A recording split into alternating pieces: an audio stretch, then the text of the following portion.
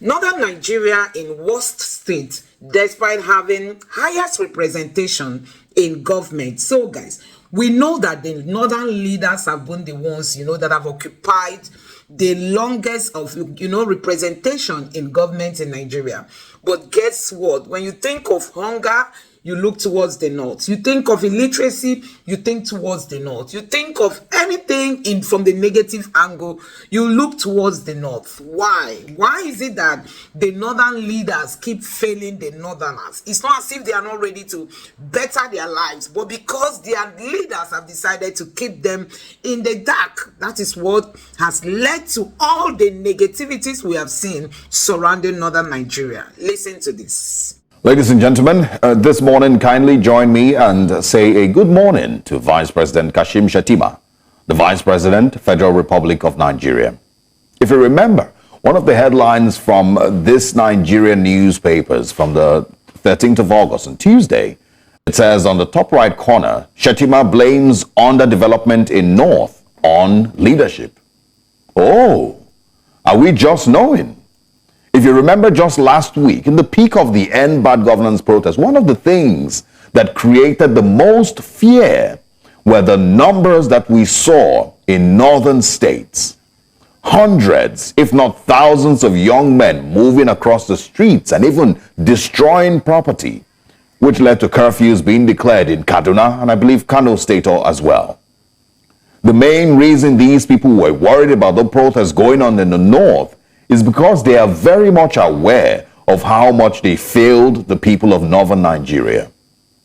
I am from Edo State, but I would speak for my northern brothers and sisters because even if they may find it difficult and they may not say it themselves for different reasons, they find it somehow hard to question their leaders.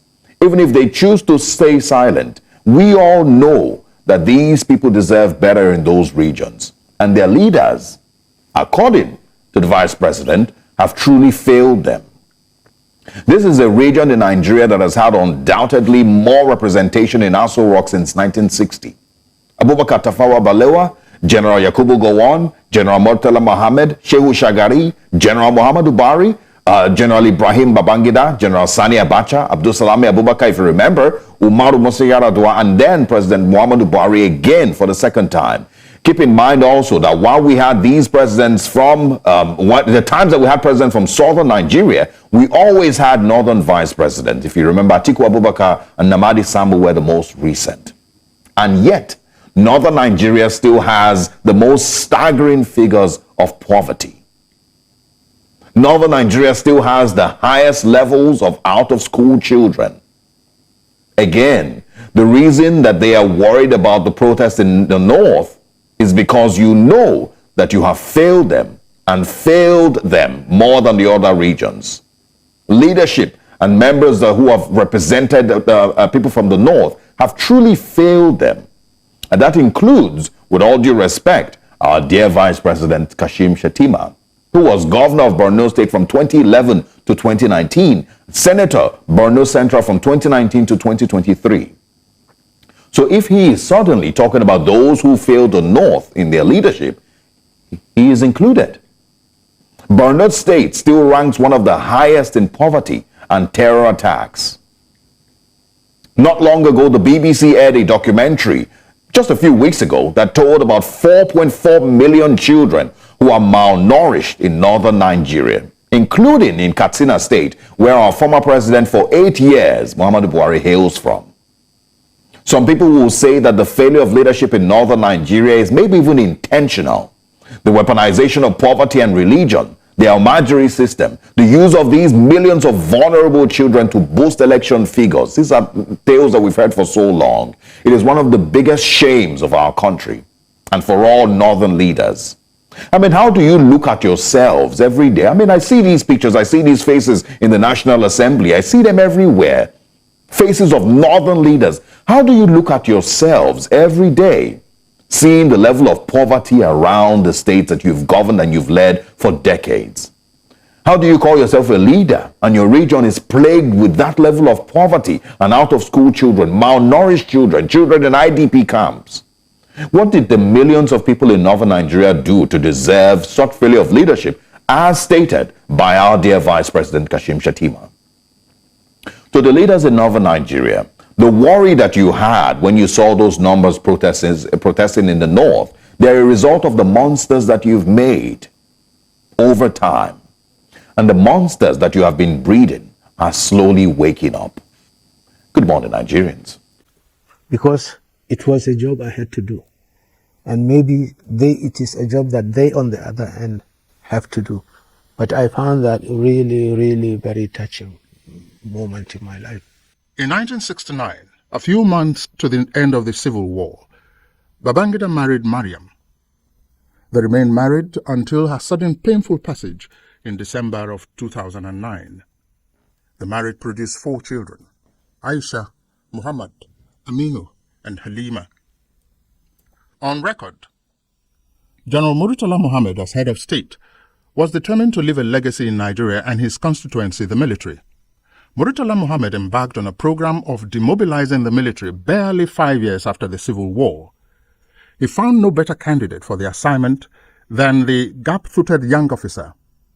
Babangida was appointed head of the Demobilization Committee by the then Chief of Army Staff, General Theophilus Danjuma. That appointment marked another major professional assignment for Ibrahim Babangida. Unfortunately, just at the nick of submitting the demobilization report, another rumpus occurred.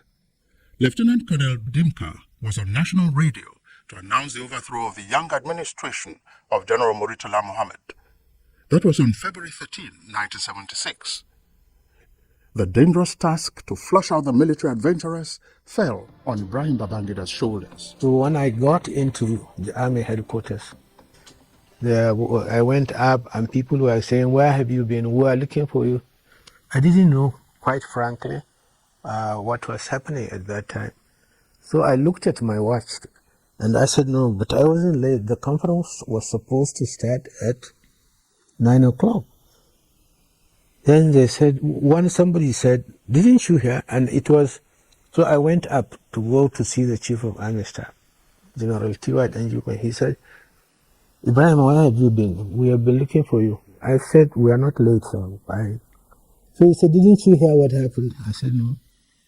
He said, "Dimka, there was a coup d'etat. I want you to go and flush him out." He decided to apply minimum force. He confronted Dimka unarmed. Typical of the charismatic IBB, he accomplished this task and earned an enduring accolade for his gallantry. At the time this happened, Babangida was in Lagos, and I was in Kaduna, 1 division Kaduna. The GOC at the time was General Alani Akinriyade, and I was commanding 81, the battalion in Kaduna, in the infantry battalion in Kaduna. Babangida led the troops. So led the troops from, I think it was the Ikeja cantonment or to the radio station, and chased Dimka out of the place. The coup was foiled, even though it claimed the life of General Murtala Muhammad. As I moved along to go to Ikeja, a lot of thoughts were coming into my head at that time about whether my troops were loyal or what am I going to find at that time, and so on and so forth. Fortunately, I had very good soldiers at that time, 4th Regiment. They were very loyal. They were very, very, very loyal indeed. So I went into the cantonment. I had no problem whatsoever getting into the cantonment to go and join the troops. The military secretary at the time, Colonel Muhammad Gadonasco, said of Colonel Babangida, "This officer, at the greatest risk to his personal safety and the nation, in particular, confronted the leader of the attempted coup." On December 31, 1983, the military struck again. This time, the democratically elected government of President Shehu Usman Aliyu Shagari was ousted from office. Major General Muhammadu Buhari became head of state, and Ibrahim Babangida assumed the office of Chief of Army Staff. He was a member of the Supreme Military Council, the highest decision organ of the military. So the North have decided to keep their citizens poor so that they can only use them during election. They fail to empower them. They fail to give them the necessary, skills they need. They keep them hungry. They allow them to be easily influenced into terrorism and all kinds of things, and that is why the North is lagging behind. We have many wealthy people who are not ready to share their wealth with the suffering Northerners. We have most of the out-of-school children from the North. We have the highest of hunger. Currently, there's kwashiorkor ravaging northern Nigeria, and people do not even want to care about all this, especially their leaders. Barely 20 months into the government of General Buhari on August 27, 1985, Nigerians woke up once more to the familiar but eerie sound of martial music.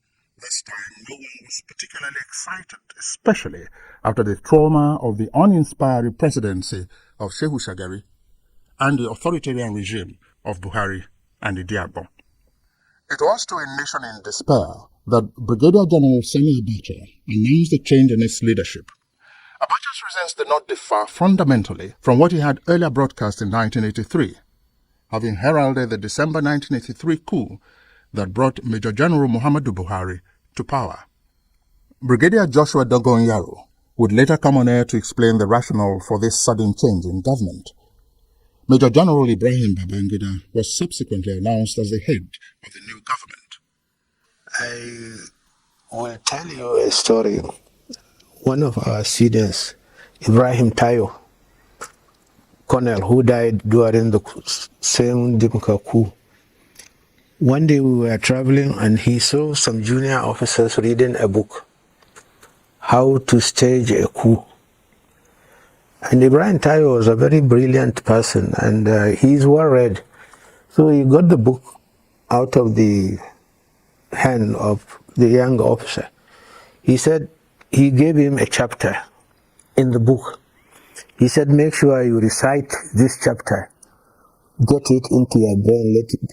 And I didn't know that. So I said, what did you tell? Why? What chapter is it?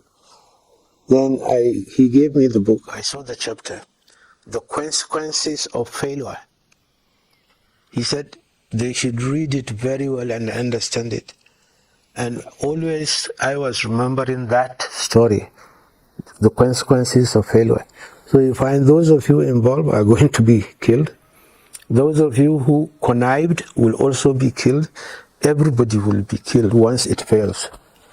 So those are things that I keep on remembering. And so we had a meeting on the 30th December, I think. And we were well coordinated. We were always in contact. I was in contact with David Mark here in Mina and so on, but because he was the governor of the state. And what was paramount in our minds was that there shall be no blood whatsoever. And I'm glad to say that the soldiers were well disciplined, the officers were well trained and well led, and we carried that to the letter without any blood whatsoever. In a classic demonstration of uncommon leadership, the new military leader adopted the novel title of military president. In his maiden broadcast as president on August 27, he gave expression to his civil disposition. President Babangida expressed the readiness to unite the country. I'm pleased to take this opportunity to declare once again, therefore, that this administration attaches the greatest importance to constructive and helpful criticisms as well as the freedom of the press, and to declare further that the administration also attaches the greatest importance of fundamental human rights. A visible improvement in the standard of living of our people will not come overnight, of course. It is nonetheless feasible to take a meaningful action now, which would alleviate the deprivation and misery of the large majority of our population within a short time. Thus, the administration will, in particular, take measures to check our galloping inflation, and soaring unemployment.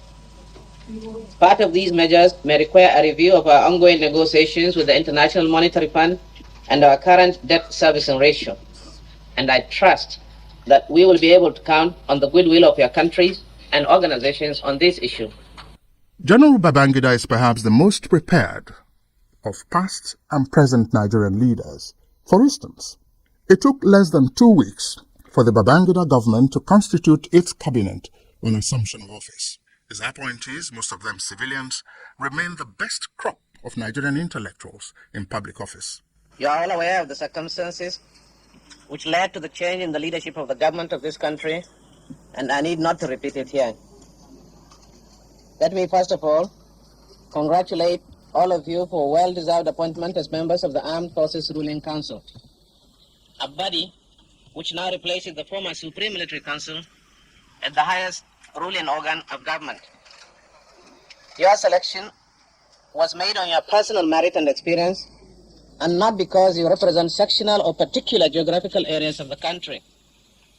I hope, therefore, that you will justify the confidence reposed in you. As members of the highest ruling organ of government, you are directly in the focus of the keen and watchful eyes of the public for your conduct of public affairs, your utterances, and general behavior. I, therefore, expect of all of you at all times loyalty, good conduct, and exemplary leadership qualities. I equally expect of you to be above board and render selfless service to the nation. A lot of people put a lot of credit on the kind of military people we had through that period. They were looking for the people to do the job. Of course, they had to fill their own people in some ministries. But by and large, they paid attention to merit and scholarship and objectivity and rational planning. And it didn't matter where you came from, even though they still had to look at, each state will have maybe 2 ministers or whatever. But they went out of their way to really make sure that, if you don't mind my saying so, they had among the best in that cabinet, whether it's in health or in finance, in planning or agriculture, in law, in the Attorney General's office and so on. You know, all the people were people who had done quite well and went on to do very well even after they left that cabinet. Bringing the likes of late Professor Ransom Kuti on. And for us at that time, we knew that, health was everywhere. Health for the first time got the recognition that it deserved. And for me, it's an indelible mark in health sector development and systems in Nigeria up until today. The economic blueprint of the IBB years remains one of the finest the country has ever had. His economic reconstruction policy was in tandem with the International Monetary Fund, IMF. I am beneficiary of one. That was NDE, Agri Scheme. We were provided by the local government with pre-fertilizer. We paid only 200 naira. Only 200 naira for a borehole, for a wash bore. 400 naira for a tube well. And 800 naira for a borehole. By that time, I utilized the NDE scheme. I utilized the wheat production scheme, which was introduced by him. And again, I was given a contract in a school that he established near my local government, that is Nigeria Police Academy. So I utilized the first opportunity, second opportunity, third opportunity, all provided by the regime of General Ibrahim Badamasi Babangida. On the strength of the reforms, he introduced a structural adjustment program, SAP, after engaging in a national debate. He appointed Dr. Kalu Idika Kalu as Minister of Finance.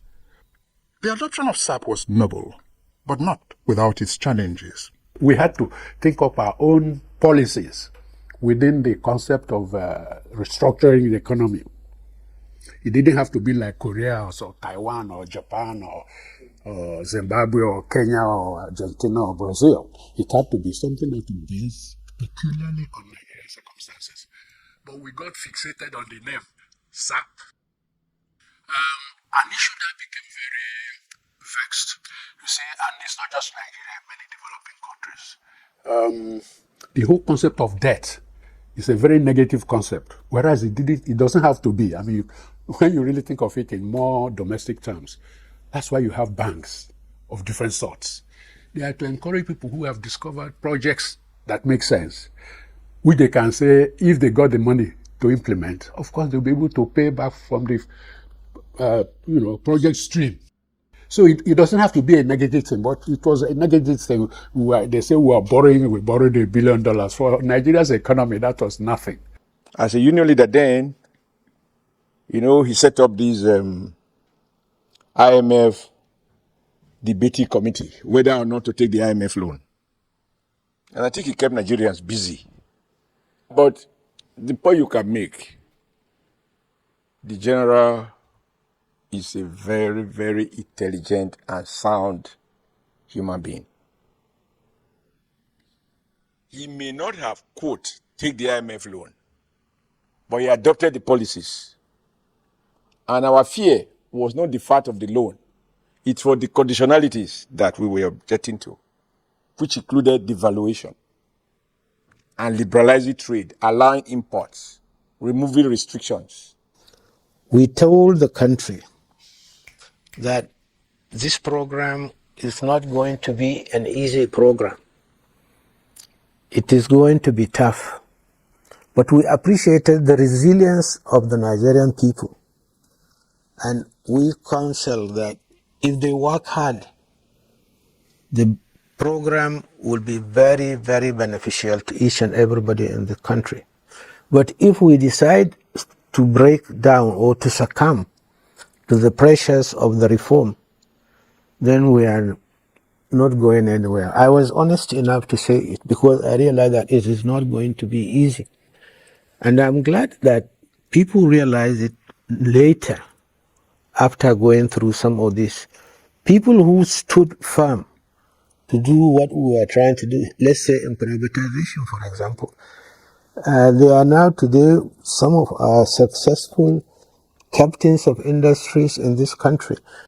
His economic liberalization policy set the tone for the process of divesting government's interests in business, enterprises, and corporations. The policy led to the privatization of state-owned enterprises in line with global trends. Babangida's administration brought about the deregulation of broadcasting in Nigeria in 1992.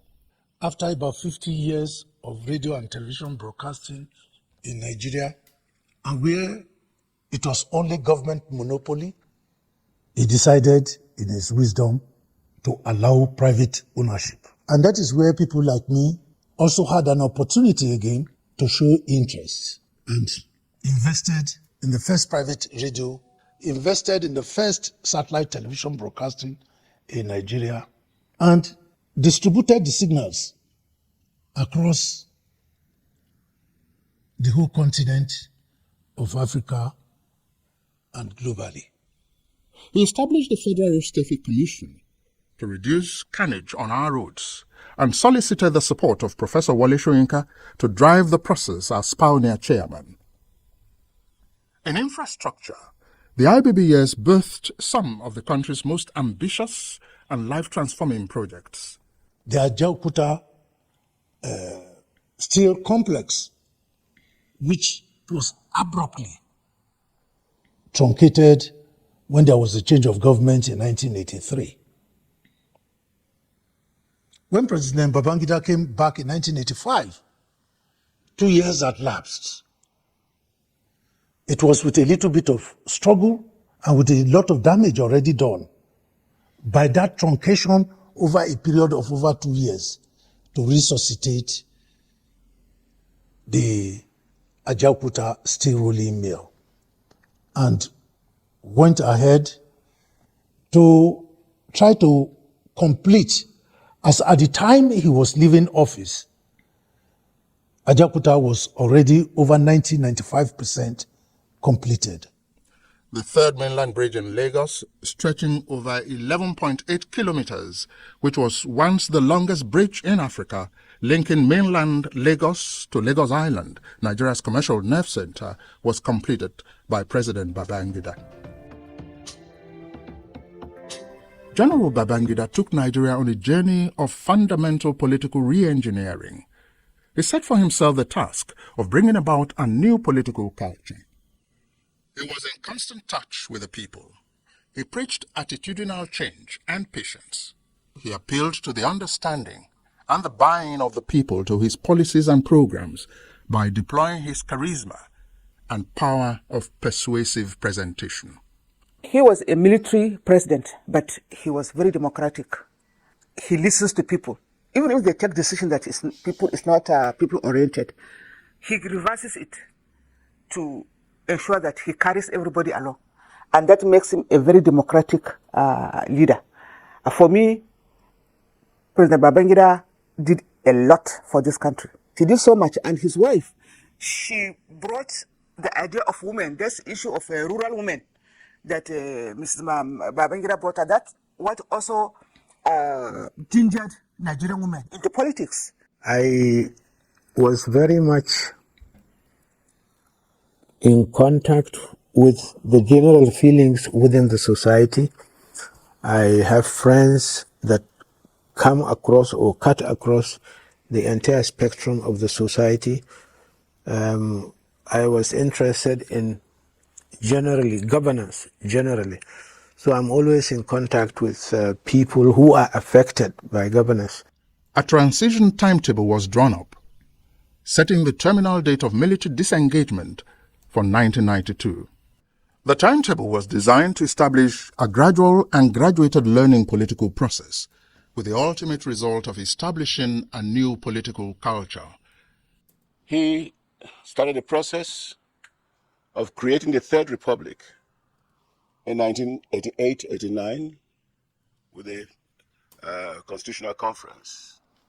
I happened to be a member of that Constitutional Conference. Towards the end of the Constitutional Conference, various associations were formed towards forming political parties.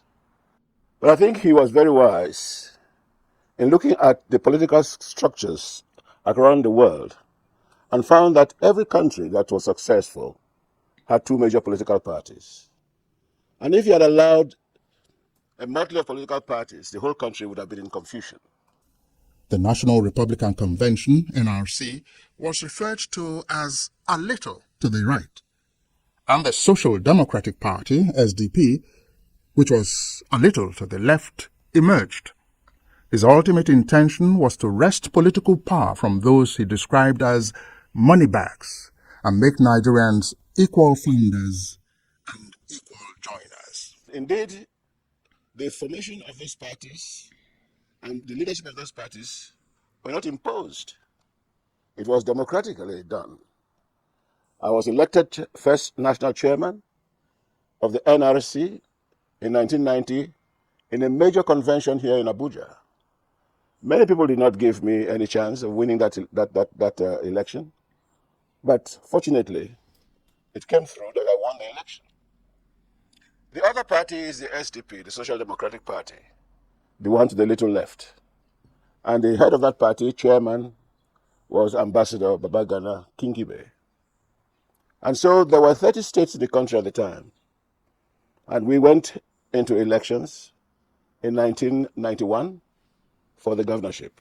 And that was the beginning of creating the Third Republic. The presidential election pitched Mashood Kashimawo Olawale Abiola, MKO of SDP, against Bashir Tofa of the NRC. Nigerians trooped out on June 12, 1993, shunned ethnic and religious sentiments, and voted overwhelmingly for the man they thought was best suited for the job. Across the world, the June 12 presidential election is still measured as the freest and fairest that Nigeria ever had. June 12 marked a watershed in Nigeria's politics. It became the determinant of power configuration in the country. Was the annulment a political miscalculation on Babangida's part or a courageous error? I happened to be there. You see, when you walk at that level, inside, with the president, you're an insider. So most of the policies that are made, most times you tend to understand them better than the people outside. The people outside don't know most times. I wasn't a policymaker, but from my observation, I can tell you that whatever is happening inside, most times is misinterpreted outside. A lot has been said about June 12, and people perceive it on different platforms. I knew the feelings within the military establishment, and we wanted to hand over then a country or an armed forces that is not coup prone. We wanted to establish an excellent civil-military relation where a democratically elected government takes care of the country and subordinate the armed forces under the constituted authority elected by government, just like it was during the First Republic. All these are what is working on our minds when we had that annual June 12. So I knew the feeling of the military at that time. Another coup was imminent at that time. I had the information, I have the documents, I confronted some of the all. And I thought it's not fair again to plunge the country into another thing. We succeeded in carrying out a coup which was bloodless, and then we carry out another one, which I think is going to be bloody and tribalistic. So that is, we are showing the discord of a very fragile Nigeria, a Nigeria that was not the dream of our founding fathers. And we had no alternative but to resist the pressure. Do it this way. Oh no, it's because of this. I had all sorts of things about this, but we were determined. We knew the country should be first. It's just the purpose is to save the country. And I'm glad we still have a country. Chidi Amuta is the author of Prince of the Niger. He agrees that the June 12 election debacle is not a pleasant experience, but insists lessons have been learned. Babangida was fully in support of his friend Abiola in terms of go for the presidency. And one of his happiest experiences was the fact that Abiola was going to defeat Tofak. But in terms of the drama of that high moment, it seems to me that his acknowledged political savvy is, deserted him at a critical moment as an observer from very close quarters. The only thing I would like to say to Nigerians is that at a critical moment, there were so many forces at play, so many contradictory forces were at play. There were factions within the military that did not wish the June 12 election well. There were factions within that same military who did not wish Babangida's political transition well. There were also factions that did not wish Abiola well. So the challenge of managing these factions to ensure that we continue to have peace and not a bloodbath was perhaps overwhelming. There would have been coups directed at Babangida, coups directed at Abiola. All kinds of coups were in the making. So those who just, come with blank condemnations are not aware of the intricacies of what could have been. People should also try and find time to reflect. What if Babangida was assassinated? What if Abiola was assassinated prior to swearing in? What if? It wasn't a pleasant thing. The annulment of June 12 election was a pleasant experience for anybody. I don't think it was for Babangida. To be a military man and run the best freest election is something to thank God for. And I think it's a very important thing. We should not just think about this was annulment. In life, always think about the good and the bad. If you just zero on the bad, that's not good. He ran a good election. If that election was not good, people would not be lamenting. And I happen to know that it wasn't he just that did it. I happen to know that Nigerians should stop talking about annulment only. Nobody likes it, but the fact that he ran the freest and the best election ever had in Nigeria is something to thank God for. I hope we'll have leaders, not just military men, but leaders who will run elections that Nigeria will hail as freest and the best. Despite the enormous task it faced building a new Nigeria, the Babangida administration also played significant roles in the liberation movements in South Africa and Angola. Nigeria, under Babangida, played an active role in the peace process across the world. Differences continue. Disillusionment may arise with democracy in the face of persistent and extreme economic hardship, side by side with the restructuring of the political process. Nigeria was involved in restoring peaceful relations between Chad and Libya, between Burkina Faso and Mali. Nigeria took the front stage to resolve the misunderstanding between Liberia and Sierra Leone and the deep-seated economic and political problems between Ghana and Togo, just as it pushed for Morocco to return to the Organization of African Unity, or OAU. His vision for Nigeria was more cohesiveness and accelerated national integration, a self-reliant and rapidly developing economy that can hold its own and contribute to the scientific and technological progress of mankind, the emergence of a stable political order, Nigeria's emergence as a leading member of an increasingly integrated West African sub-region, and a respected member of the world community. In 8 years, between 1985 and 1993, the IBB audacity assumed the central topic for discussion in national life and the international community.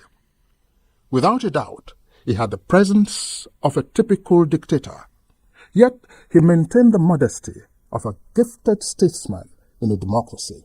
He ran with a lot of intellectuals, and I remember people like Tai Sholare, Wole Soyinka, Dr. Chu Kongo, Dr. Khalid Kakalo, Professor Ogomodia, and Alhaji Abubakar Alhaji, and a lot of the rest of them. He is what I can represent. He represented the people and behaved like more of a politician than a military man. So he was more political than a military man. When he was a leader, though a military head of state, but he ruled with some touch of democratic tendencies by way of consultation and also listening to the people's advice and cry. And anyhow, in order to touch people's life, since he was there for the people, he will back down when it comes to the policy where he is bringing the people are not happy with it. The terms of thinking through new policy choices, you cannot, Abibi has a lot of law because he has this collection of brains from across the country. And that was working for him. Wherever he found the brain, regardless of where the guy come from, he will bring you in. He even brought in one of the radical guy, Uzemiro, Professor Uzemiro from University of Calabar. This was actually not just a socialist, a communist.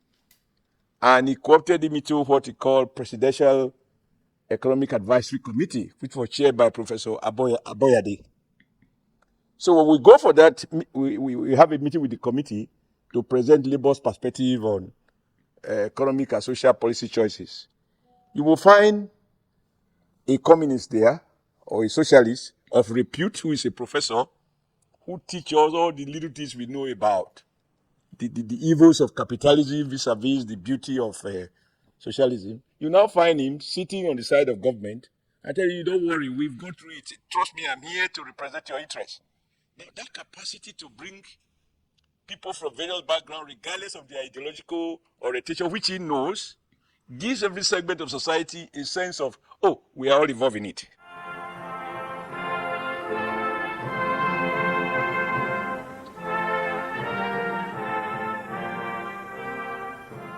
The Babangida era was a long period of travails for himself and the Nigeria he sought to build. This was so because he chose to confront Nigerians with complex realities rather than easy options. Habibi cannot play the role of God that every other person loves. You either love him passionately or you hate him intensely. It's not the road of the middleman. No. There are those who love Habibi love him passionately, and those who hate him, they hate him intensely. It's understandable because he's human. You can't say he's Mr. Perfect. No. And that was exactly what reflected during his intervention in Nigerian politics. Typically, most Nigerians choose to remember the travails of the period that when Nigeria stood out among the Committee of Nations in the life of the IBB administration. Some Nigerians have forgotten how the country's unique relationship with the outside world blossomed. He brought to an end the indiscriminate detention of journalists and citizens by abrogating Decree 2 and 4 of his predecessor. He brought to an abrupt end the endless jail terms imposed on politicians of the Second Republic. With the benefit of hindsight, perhaps the most glorious moments of the Babangida era were the first few months into his administration. IBB brought a refreshing alternative to the draconian style of his immediate predecessors. In the same vein, political prisoners and other persons held in different detention camps were released. IBB declared an economic emergency and embarked on economic diplomacy. That made it possible for our top captains of industries, like them Seneca, them Tata, to just mention a few, a part of our economic team. And so we went around the world with them, opened doors for them, and they did great businesses. He abolished a law which previously made foreign exchange transactions an offense. This was on October 29, 1985. Persons convicted under the Exchange Control Anti-Sabotage Decree were immediately set free. Worthy of mention was the movement of the federal capital from Lagos to Abuja, when President Ibrahim Babangida signed the legal instrument under which Lagos ceased to be the capital of the Federal Republic of Nigeria. By this singular act, IBB actualized the process started by General Murtala Muhammad in 1975. Never before in the history of Nigeria has any leader made a conscious effort to bring national and economic issues to the level of ordinary Nigerians. This was the hallmark of the IBB era. I like to look at him through the lens of better life, So for women, it became a game changer. For for us to, his wife, who I'm sure is the number one supporter, bless her soul, was able to bring out, the innate capabilities of Nigerian women to fore with the better life, starting bottom up. Which is the approach a lot of people, even in the development world, would like, the bottom-up approach. That, again, is a plus for that administration. And then, again, rural development. So the DIFRI project, again, was another milestone that I think that if we had continued with, we would have had a lot of openings and a lot of potentials that are hidden there at the rural areas. He had a good reputation for economic management. He was a meticulous planner and always a step ahead of his adversaries. He was a formidable military officer who was not afraid to take tough decisions. He was, and still is, a kind-hearted Nigerian who understands the intricacies of Nigeria's multi-ethnic configurations.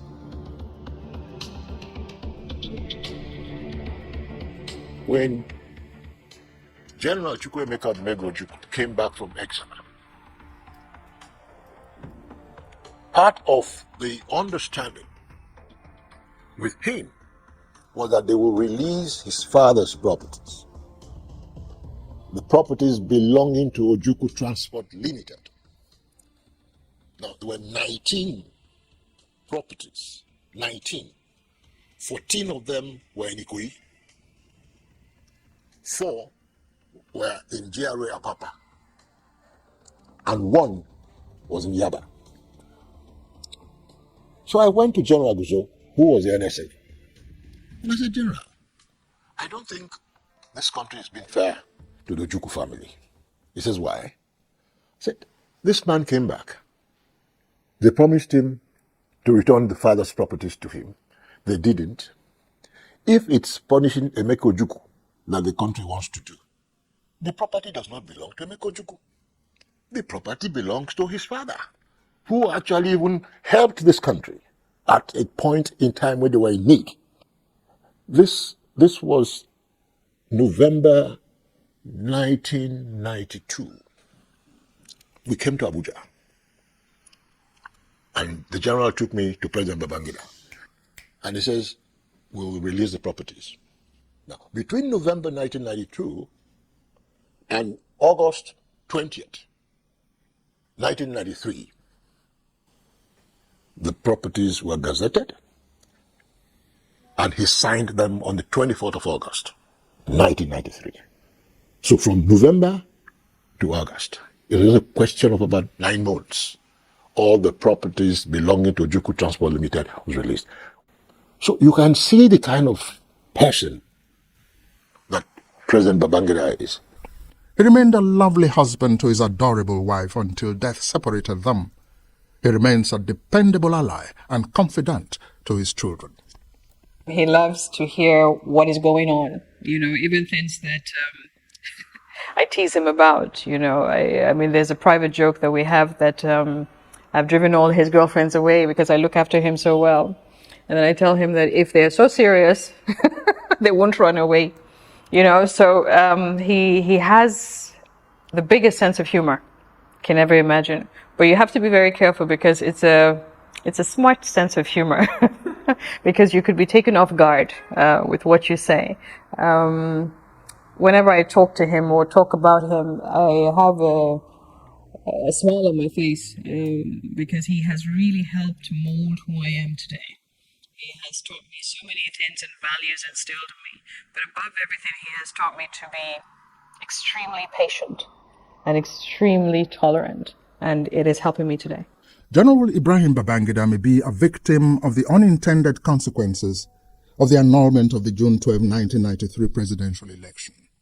Still, his achievements stand him out as a visionary leader who made a remarkable and an enduring impact on the evolution of a modern Nigeria.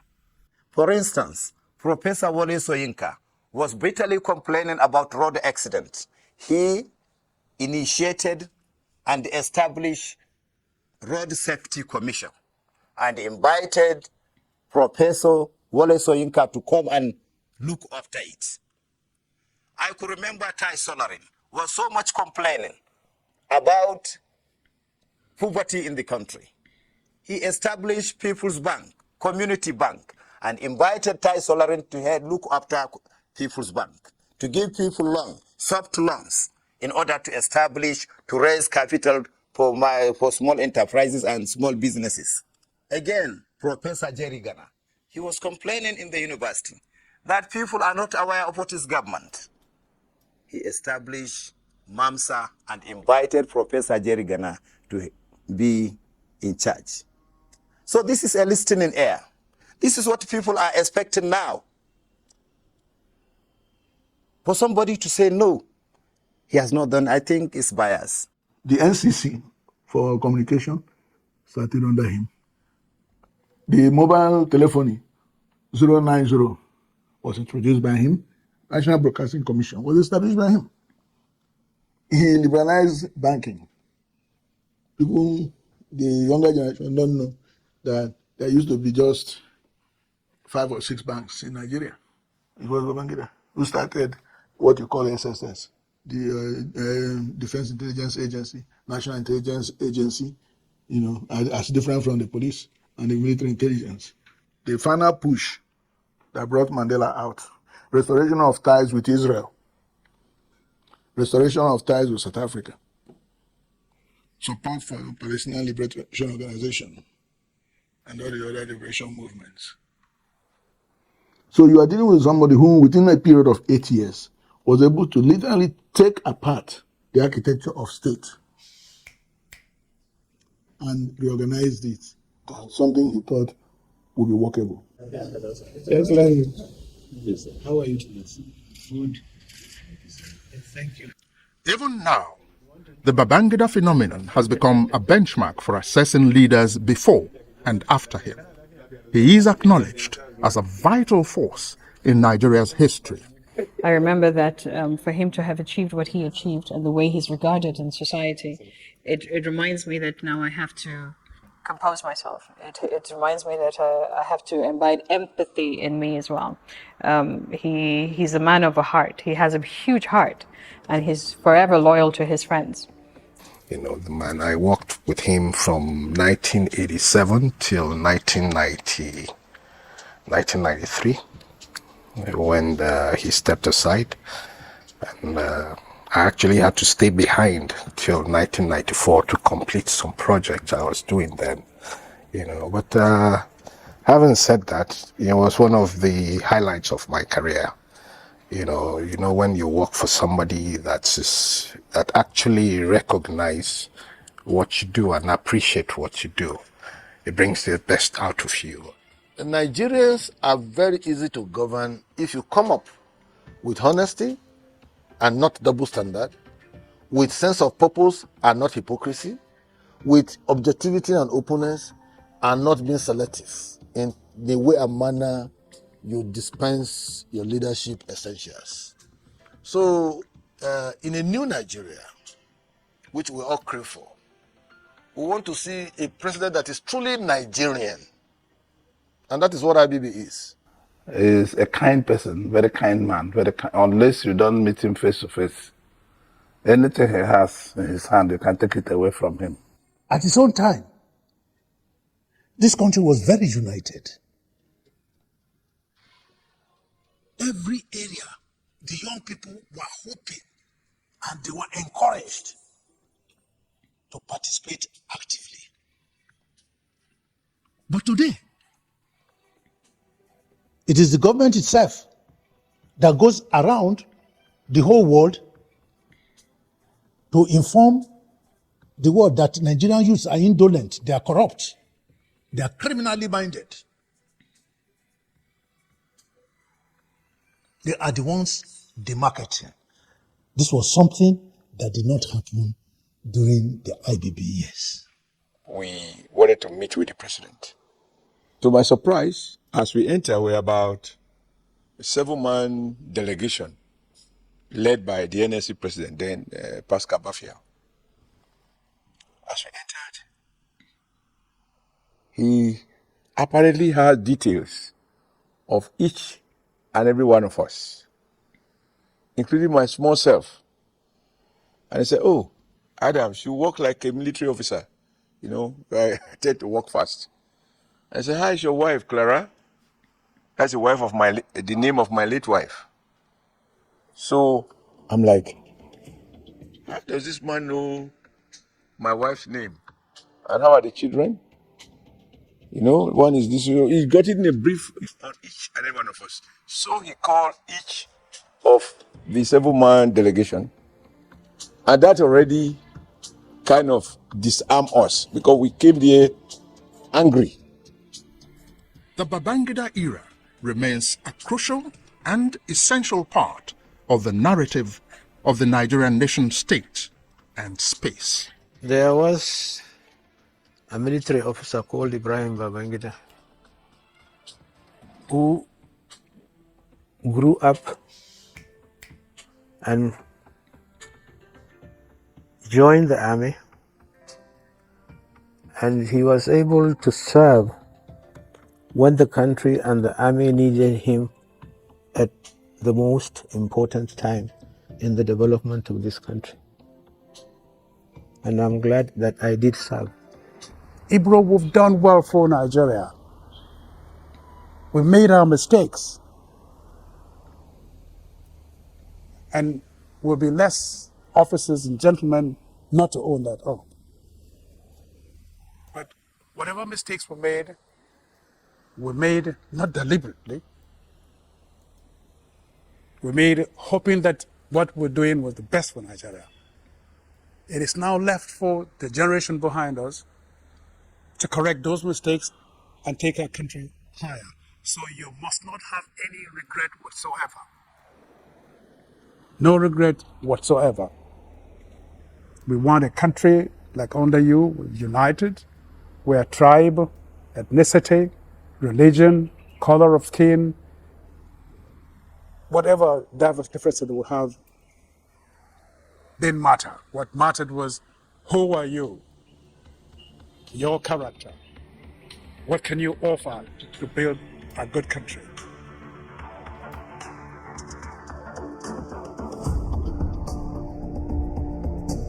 So, guys, you have seen it for yourself. Honestly, when you keep considering what is happening in Nigeria, you keep wondering, when are we going to come out from all this mess? It is becoming very clear that the North does not care for its people. I mean, the Northerners do not care. We have not seen that sense of sharing, living together, with one another in the North. We used to be told that the North know how to harbor their brothers and their sisters. But we have not seen that today again. Why is it that we have some of the wealthiest Nigerians to have come from the North? But when you go to the North, you see staggering level of poverty. You see people who cannot afford to go to school, not because they don't want to go to school, but because nobody will pay their school fees. You see people who can eat because they don't have food. But we have the richest man in Africa to have come from northern Nigeria. I mean, the richest. If you should count the 10 top richest people in Nigeria, possibly 7 of them or even 6 of them will come from the north. But guess what? In northern Nigeria, the smell of poverty is everywhere. The smell of frustration, anger, anarchy, even malnutrition in a 21st century. The North has, represented Nigeria so badly. We are talking of terrorism because of the North. We are talking of out-of-school children because of the North. We are talking of illiteracy, high rate of illiteracy in Nigeria because of the North. If you think of anything negative, it's always coming from the northern part of the country. And each time, the leaders will come out to boast and tell us, we've got the population, we've got the this, we are in charge, we have the this, we have the that. And, they don't even care to know that those things do not count if you can't take care of that population. Yes, they can't take care of the population they claim to have. And that has really cost Nigeria so much good, or so much bad than good, I mean to say. So much good than bad. So much harm. Because we have seen these out-of-school children grow up. At the end of the day, they are easily indoctrinated and they are easy to be influenced to join all bad groups. They've been caught up in all such kind of, social problem. And the worst part is that these almajiris, they are only sat down to be taught the Quran. They are not being empowered. They are not given skills. They are just being taught how to recite Qurans and how to just hold on to their religion. And then they grow up, they become a very big challenge for a country like Nigeria. We have seen out of school children. In short, the North keep giving birth to children they cannot take care of. The North keep giving birth to, you don't think of birth control. You just keep releasing children that you cannot cater for. At the end of the day, you allow them to be roaming the streets. And guess what? They will finally end into joining the bad groups, the bad gangs, and posing more problems for Nigeria. So guys, these are some of the things we keep saying, that this government has got to do better. This government has got, why is it that people will come into leadership? They will pay little to no attention to the most critical things. When Peter Obi came into power in Anambra State, one of the things he did, he noticed that the boy child was out of school because they need to quickly get money, go and serve their master, start making money through trade. So they were mostly out of school, but Peter Obi had to look for a way to bring them back. Now, Peter Obi has told Nigerians that these almajuris can be skilled. You go to where the assemblies are, empower them, give them, what they can be doing, what they can be living off of, and you will see them become useful. Then it will be difficult for the bad guys in the bushes to come out to influence them. But nobody is paying attention to that. We've not even attended to the normal and regular citizens of Nigeria who went to school, whose parents must have sold their lands and whatever to send them to school. We've not even talked about those ones, not to talk of people who didn't even go to any school. So guys, that's to tell you that confronting the problem of Nigeria needs some level, high level of political will. You must be willing, because there will be so much setbacks. So the North have decided to keep their citizens poor so that they can only use them during election. They fail to empower them. They fail to give them the necessary, skills they need. They keep them hungry. They allow them to be easily influenced into terrorism and all kinds of things, and that is why the North is lagging behind. We have many wealthy people who are not ready to share their wealth with the suffering Northerners. We have most of the out-of-school children from the North. We have the highest of hunger. Currently, there's kwashiorkor ravaging northern Nigeria, and people do not even want to care about all this, especially their leaders. I think it's time to start calling them out.